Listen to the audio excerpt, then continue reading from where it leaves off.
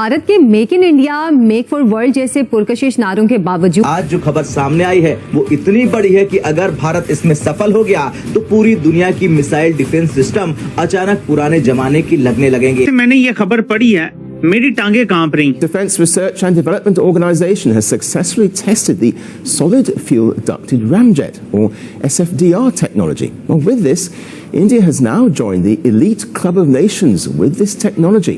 और ये कहा जा रहा है कि this is first of its kind. आज तक इंडिया ने ये नहीं किया। जी ट्रेडिशनली इंडियंस जाहिर है टेक्नोलॉजिकली तो बहुत एडवांस है। जंग की तैयारी है, मामलात और हालात क्या है? ये एक इंतबाह है, याद दिलाना या आने वाले किसी खतरे की वाज़ेह निशानदही। इससे लंबी मारक क्षमता, अधिक गति और फुर्तीली फाइटर जेट्स के विरुद्ध बेहतर मारक संभावना प्राप्त होती है। मैं मुबारकबाद तो देता हूँ भारत को कि जो काम करते हैं। इसमें भारत को रैंक किया गया है और वो रैंकिंग में 3rd नंबर पर है। कौन सी रैंकिंग है ये? Major power of this world. वो कहते हैं कि दिन में तारे दिखा दिए हैं। This is something the most important thing कि वो इंडिया जनाब एक बड़ी ताकत बन चुका है। इंडिया ये वो इंडिया नहीं है, ये उन लोगों को वो बताना चाहते हैं।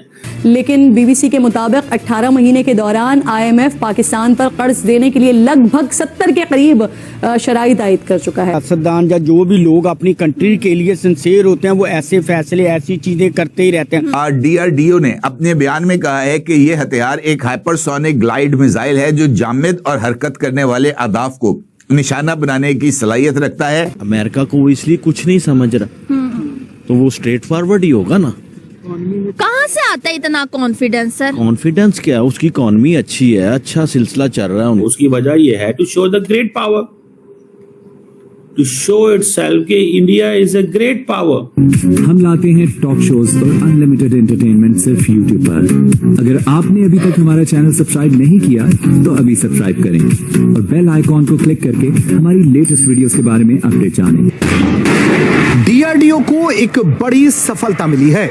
सफलता की ये तस्वीरें हम आपको दिखा रहे हैं। DRDO ने 3 फरवरी साल 2026 को ओडिशा की चांदीपुर स्थित इंटीग्रेटेड टेस्ट रेंज में एक ऐसा धमाका किया जिसकी गूंज पूरी दुनिया को सुनाई दे रही है।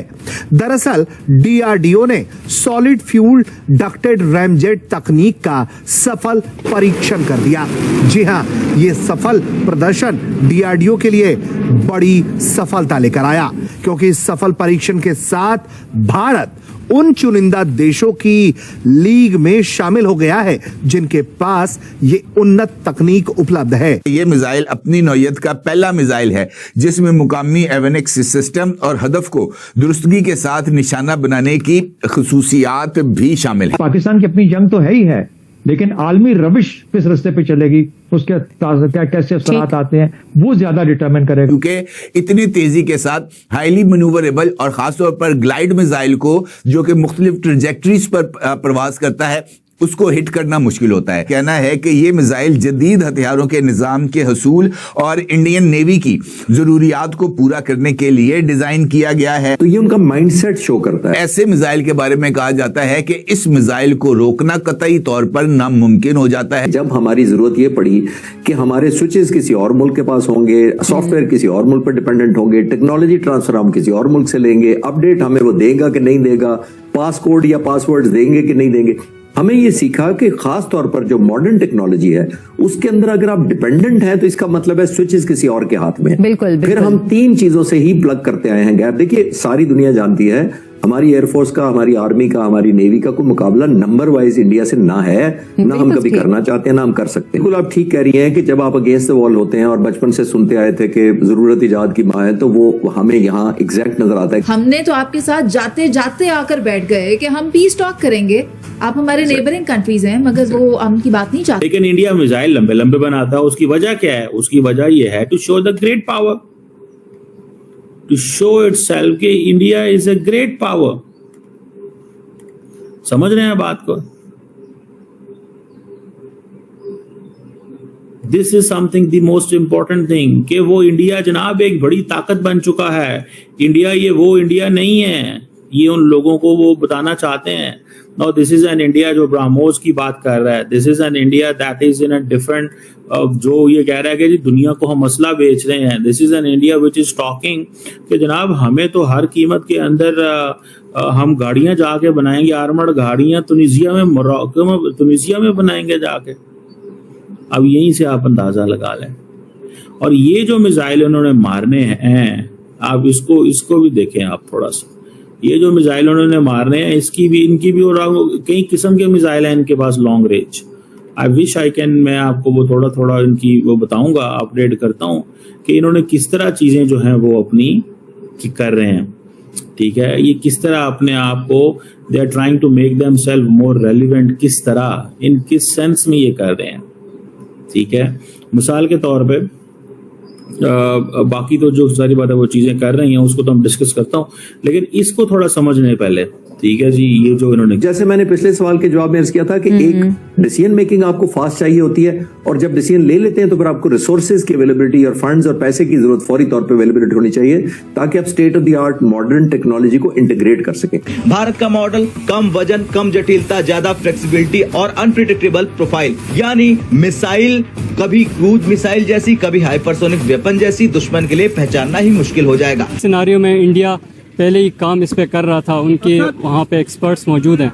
तो स्ट्रीट देखे ना, जो उन्होंने प्रोजेक्ट लॉन्च किए हैं या उन्होंने जो है वो अनाउंसमेंट किया तो उसको प्रॉपर वो उन्होंने पूरा किया। ठीक है, तो ये नहीं है कि सिर्फ अनाउंसमेंट की हद तक है, वो उन्होंने अनाउंसमेंट जो की है तो इसका मतलब वो करेंगे। हमेशा से जब से मतलब पाकिस्तान बना है तब से लेकर अभी तक हमें स्कूल कॉलेजेस में कुछ और बताया गया और ना बताया गया, और ये जरूर कहा जाता है कि जी भारत अटैक कर देगा या भारत खा जाएगा। तो आज भी मैं एक इंडियन टीवी पे थी तो वो कह रहे थे कि क्या पाकिस्तान में डर का माहौल है, तो मैंने कहा नहीं, पाकिस्तान में डर का माहौल तो बहरहाल नहीं है, क्योंकि ये चीजें तो हम हमेशा से ही सुनते आ रहे हैं। शुरू से पाकिस्तान बनने से लेकर आज तक जितने भी लोग हैं वो उन्होंने ये जरूर सुना होगा कि भारत अटैक कर सकता है या भारत से हमें कोई खतरा है। हमें अगर कोई दुश्मन हम अपना बताते हैं तो सिर्फ भारत ही बताते हैं, और बात है कि ईरान की तरफ से भी हमें खतरा है, और अफगानिस्तान तो ऑलरेडी हमारे साथ उसके तो क्लैशेस चल रहे हैं, लेकिन हम उन दोनों को नहीं काउंट करते।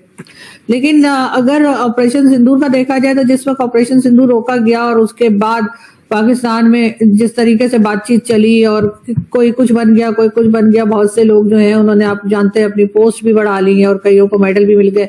उसके बाद से यहाँ भी एक बात यही बार बार जो मैसेज दिया गया भारत को, वो यही दिया गया कि हम जैसे लड़ने को तैयार बैठे हैं, आप फिर आइए और हम फिर ये कर देंगे, वो कर देंगे, इतने जहाज गिरा देंगे, उतने पहाड़ उठा देंगे।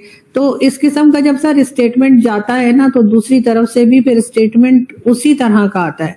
अगर हम यहाँ से ये बात करना बंद कर दें कि जी हम इतने जहाज गिरा देंगे, उतने जहाज गिरा देंगे, या अगर आए तो हम और बढ़कर मुकाबला करेंगे या और बढ़कर जवाब देंगे। आपने देखा अभी रिसेंटली DGISPR की प्रेस कॉन्फ्रेंस भी जो थी वो कुछ इसी क्लैशेस के गिर्द ही घूम रही थी। आपके सामने बेसिकली दो खबरों पर बात करेंगे, लेकिन उससे जुड़ी हुई हो सकता है कुछ और खबरें भी हों जिसके पर हम बात करें। सबसे पहले तो हम आपको ये बताएं कि जो रैंकिंग आई है लोई इंस्टीट्यूट की, उसमें भारत को रैंक किया गया है और वो रैंकिंग में 3rd नंबर पर है। कौन सी रैंकिंग है ये? Major power of this world, दुनिया की जो बड़ी ताकतें हैं 3, उसमें 3रे नंबर पर रैंकिंग लुई इंस्टीट्यूट की है, जिसमें वो कह रहे हैं कि इंडिया दुनिया में 3रे नंबर पर है। और उसके आगे सिर्फ 2 नेशंस उन्होंने बताई हैं, और वो हैं the one and the only America, यानी कि super power the United States of America पहले नंबर पर ऑन 1st नंबर, और जो 2nd नंबर है वो है चाइना, और 3rd नंबर पर उन्होंने इंडिया को रखा और कहा है कि दुनिया की 3 बड़ी मेजर पावर्स जो वो ये हैं। तो आपको ये वीडियो कैसा लगा कमेंट बॉक्स में जरूर लिखिए, इस वीडियो को लाइक कीजिए, शेयर कीजिए, सब्सक्राइब करना ना भूलिए आपके चैनल EFC.Z को। तो मिलते हैं अगली वीडियो में। जय हिंद।